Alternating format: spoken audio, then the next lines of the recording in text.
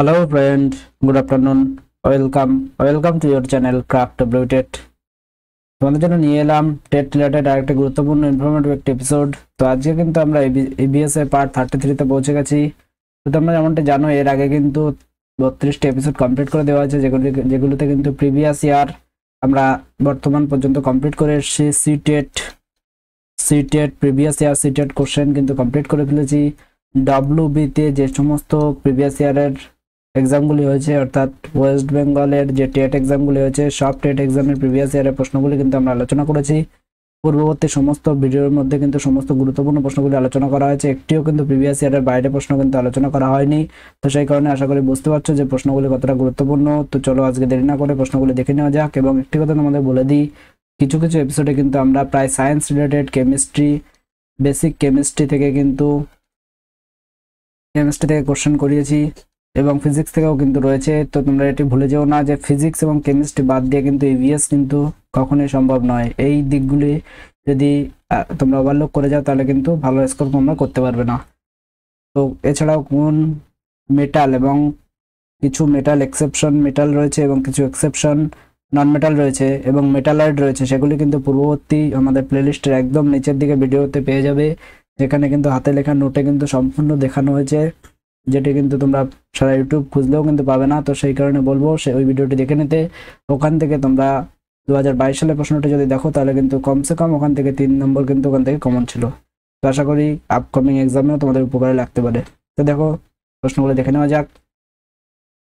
HIV দেহে কিসের মাধ্যমে সংক্রমিত হয়? HIV দেহে কিসের মাধ্যমে সংক্রমিত হয়? HIV পুরো নাম কি? HIV পুরো নাম হলো হিউম্যান ইমিউনো ভাইরাস। যেটি কিসের মাধ্যমে সংক্রমিত হয়? এখানে বায়ু, রক্ত, জল, মাছির মাধ্যমে। তো এখানে কোনটি সঠিক অ্যান্সার হয়ে যাবে বলে তোমাদের মনে হচ্ছে? এখানে HIV কিন্তু সংক্রমিত হয় রক্তের মাধ্যমে। তো HIV কিন্তু কেন্দ্রীয় স্নায়ুতন্ত্রকে আক্রমণ করে, সেজন্য কিন্তু মানুষ ধীরে ধীরে কিন্তু সমস্ত অর্গান কিন্তু বিকল হয়ে যেতে শুরু করে। নেক্সট প্রশ্ন দেখে নাও, নিচের কোনটি রোগ নয়? তো এখানে দেখো অপশন এতে রয়েছে AIDS, option B plague, option C HIV, option D malaria. এখানে কোনটি রোগ নয়? এখানে HIV কিন্তু একটা রোগ নয়, কারণ এটি কিন্তু একটি ভাইরাসের নাম, এবং HIV ভাইরাসের ফলে যে রোগ হয় সেটি কিন্তু এইডস। এইডস এর পুরো নাম হলো অ্যাকুয়া ইমিউনো ডেফিসিয়েন্সি সিনড্রোম। এটি কিন্তু খুবই গুরুত্বপূর্ণ। নেক্সট প্রশ্ন দেখে নাও, ভিটামিন ডি এর অভাবে শিশুদের কোন রোগ দেখা যায়? ভিটামিন ডি এর অভাবে শিশুদের কোন রোগ দেখা যায়? অপশন এতে rickets, option B marasmus, option C plague, option D obesity. তো কোনটি হতে পারে সঠিক অ্যান্সার বলে তোমাদের মনে হচ্ছে?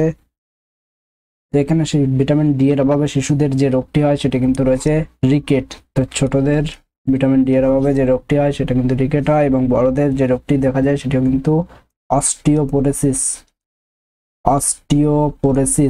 এর ফলে কিন্তু হাড়ের ক্ষয় দেখা যায়,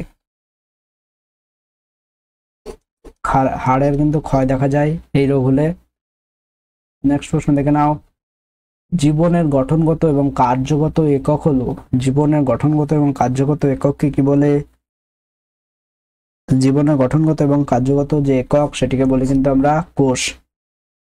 কোষ কিন্তু দু প্রকার, তোমরা জানো, প্রোক্যারিওটিক কোষ এবং ইউক্যারিওটিক কোষ। নেক্সট দেখে নাও, কোষ শব্দটি প্রবর্তন করেন কে? তো কোষ শব্দটি প্রবর্তন করেন কে? এখানে 4টি option, Robert Hooke, Robert brown, Purkinje, Leeuwenhoek. Leeuwenhoek এটা। তো কোষ শব্দটি প্রথম প্রবর্তন করেন হয়ে যাবে অপশন এ রবার্ট হুক। তিনি কিন্তু বোতলের ছিপি থেকে কিন্তু প্রথম কোষ আবিষ্কার করেছিলেন, যেটি ছিল কিন্তু মৃত কোষ। নেক্সট প্রশ্ন দেখে নাও। নেক্সট প্রশ্ন রয়েছে, প্রতিটি জীবের জীবন কয়টি কোষ দিয়ে শুরু হয়? তো প্রতিটি জীবের জীবন কয়টি কোষ দিয়ে শুরু হয়? অপশন এ 1টি, অপশন এ 2টি, অপশন সি 3টি, অপশন ডি অসংখ্য। তো প্রতিটি জীবের জীবন কয়টি কোষ দিয়ে শুরু হয়? তো 4টি অপশনের মধ্যে কোনটি সঠিক অ্যান্সার হবে বলে তোমাদের মনে হচ্ছে? প্রতিটি জীবের জীবন কিন্তু একটি মাত্র কোষ দ্বারা শুরু হয়। নেক্সট দেখো, মেরুদণ্ডী প্রাণীদের দেহে প্রায়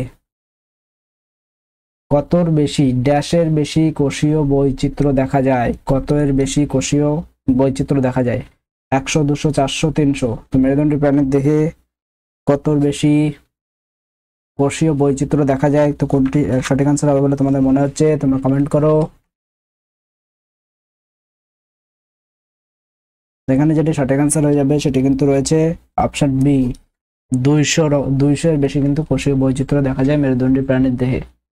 নেক্সট প্রশ্ন দেখে নাও, নিচের কোনটিকে খালি চোখে দেখা যায় না? অপশন এ পিঁপড়ের ডিম, অপশন বি হাঁসের ডিম, অপশন সি রয়েছে এডিস মশা, অপশন ডি রয়েছে রড কোষ। তো কোনটি হয়ে যাবে সঠিক আনসার বলে তোমাদের মনে হচ্ছে?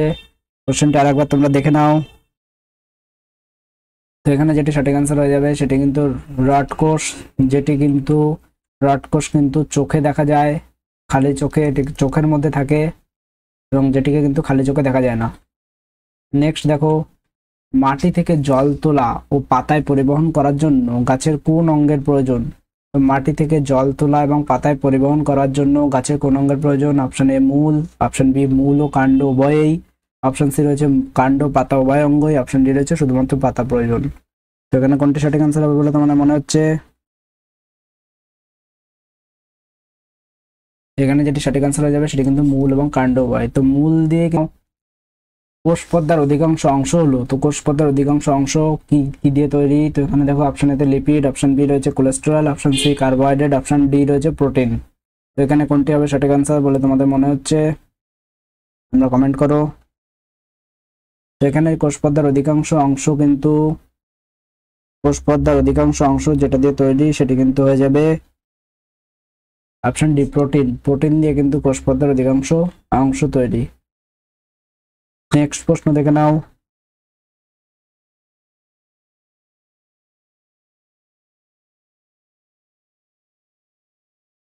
স্বাভাবিক মানুষের দেহকোষের নিউক্লিয়াসের ক্রোমোজোমের সংখ্যা কত? এটি কিন্তু খুবই গুরুত্বপূর্ণ একটা প্রশ্ন, কারণ এটি কিন্তু আসতে পারে।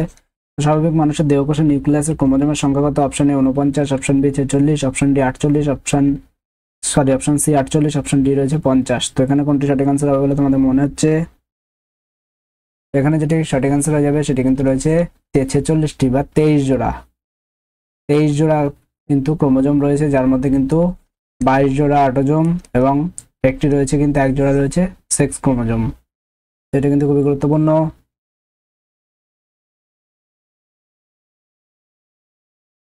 নেক্সট দেখো,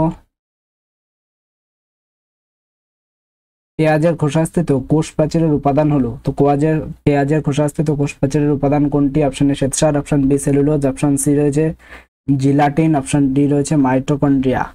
তো এখানে কোষ প্রাচীরের উপাদান কোনটি জিজ্ঞাসা করা হয়েছে, তো কোনটি সঠিক আনসার হতে পারে বলে তোমাদের মনে হচ্ছে? এখানে পেঁয়াজের খোসাস্থিত কোষ প্রাচীরের যে উপাদান সেটি কিন্তু হয়ে যাবে সেলুলোজ। তো সেলুলোজ কিন্তু পেঁয়াজের খোসাস্থিত কোষ প্রাচীরের উপাদান হয়ে যাবে। নেক্সট দেখো, কোন কোন প্রাণীদের ক্ষেত্রে লোহিত রক্তকণিকার সংখ্যা খুব বেশি হয়? এগুলো কিন্তু খুবই গুরুত্বপূর্ণ প্রশ্ন। কোন প্রাণীদের ক্ষেত্রে লোহিত রক্তকণিকার সংখ্যা খুব বেশি হয়? তো এখানে দেখো অপশন এতে রয়েছে চিল, অপশন বি মুরগি, অপশন সি গরু, অপশন ডি রয়েছে কুমির। তো এখানে কোনটি সঠিক আনসার হবে বলে তোমাদের মনে হচ্ছে? এখানে যেটি সঠিক আনসার হয়ে যাবে সেটি কিন্তু রয়েছে চিল। তো চিলের কিন্তু লোহিত রক্তকণিকার সংখ্যা খুব বেশি হয়।